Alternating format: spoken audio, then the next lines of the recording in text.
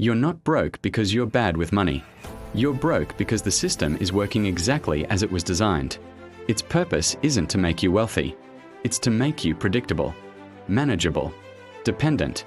And once you truly see how it's structured, I promise you, you will never look at your paycheck the same way again. Think about the routine. You wake up.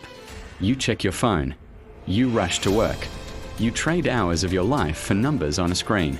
Every 2 weeks, the system rewards you with a deposit. It's just enough to survive, but it's never quite enough to escape. This is what we call stability. But stability can also be a cage. It might be a very comfortable one, with air conditioning, streaming services, and food delivered to your door. A cage like that doesn't feel like a prison. It feels normal.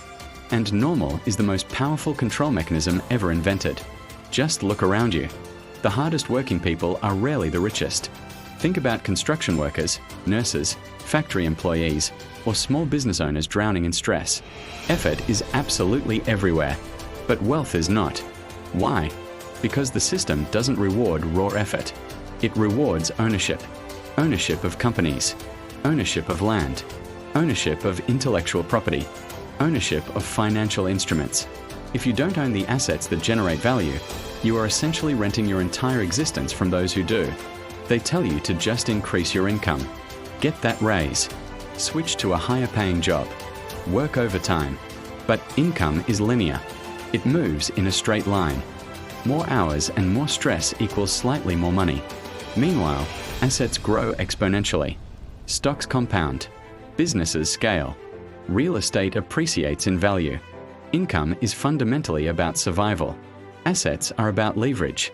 The system keeps you laser focused on your income, so you never have the time or energy to build real leverage. And then there's debt. Debt isn't just a financial burden, it's a psychological one. When you owe money, you behave differently. You tolerate more at your job. You question less. You avoid taking risks.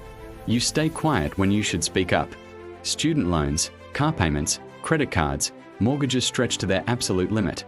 This debt ensures you cannot afford to rebel. Rebellion requires a margin of safety, a financial cushion. And that margin is dangerous to a system that needs you to keep showing up. Now, here's the part that nobody really talks about.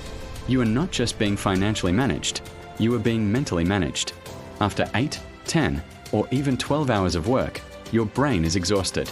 And when the brain is tired, it doesn't want to create, it wants to consume. So you scroll through social media, you binge watch another series, you shop online, you get into pointless arguments with strangers.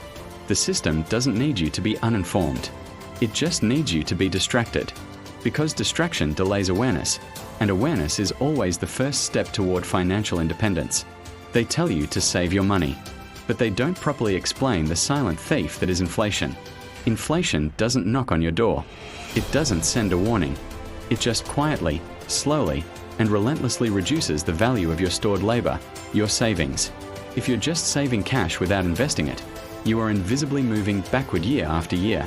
The wealthy understand this concept perfectly. They convert their currency into assets. Why? Because currency loses value over time. Assets adapt and grow. One preserves your ability to survive today. The other builds your power for tomorrow. Here's the uncomfortable truth. The system is incredibly powerful, but it is not unbeatable. What keeps most people stuck is not a lack of intelligence. It's pure, simple exhaustion. After paying all the bills, after the commute, after handling all of life's responsibilities, there is very little energy left to study the markets, to build a side income, or to learn a high-value skill. And the system counts on that fatigue. Because tired people comply. They don't have the energy to fight back. And there's another layer to this. Your beliefs. You were likely taught that rich people are just lucky, or maybe greedy, or just inherently different from you. You might have been taught that wanting a lot of money is selfish.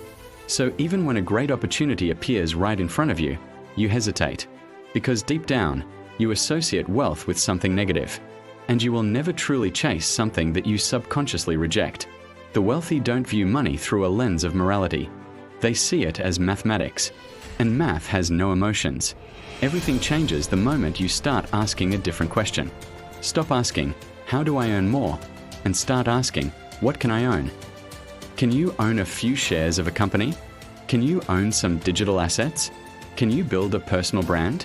Can you create a piece of intellectual property? Can you design something that earns money for you even when you're not actively working on it? Ownership is what breaks the cycle of dependency. Even small, tiny acts of ownership begin to compound. A tiny bit of equity, a tiny investment, a tiny automated system. Over time, these small things grow teeth. The system looks all-powerful and intimidating, but it has one fundamental weakness. It cannot stop you from learning. It cannot stop you from reallocating your time. It cannot stop you from converting your consumption into creation. The entire structure relies on your cooperation. It relies on your acceptance of the status quo. It relies on you staying on autopilot. The very moment you step off that autopilot, you become unpredictable. And unpredictability is the greatest threat to a system built on structured control. There is no dramatic escape plan here. There is no overnight transformation. The real shift is quiet. It's subtle. You begin to reduce your liabilities. You increase the value of your skills. You study investing. You start building a side income. You reinvest your profits. You learn to strategically delay gratification. You stop performing wealth for others and start actually building it for yourself. Slowly but surely, the paycheck becomes optional. And that is the precise moment the power shifts from them to you. You were never meant to be rich. You were meant to be reliable. But reliability is not your destiny. It's just conditioning. And any conditioning can be reversed. The system isn't your enemy. It's just a structure. And structures can be studied, they can be understood, and eventually, they can be leveraged for your own benefit. So the real question is not whether the system is unfair.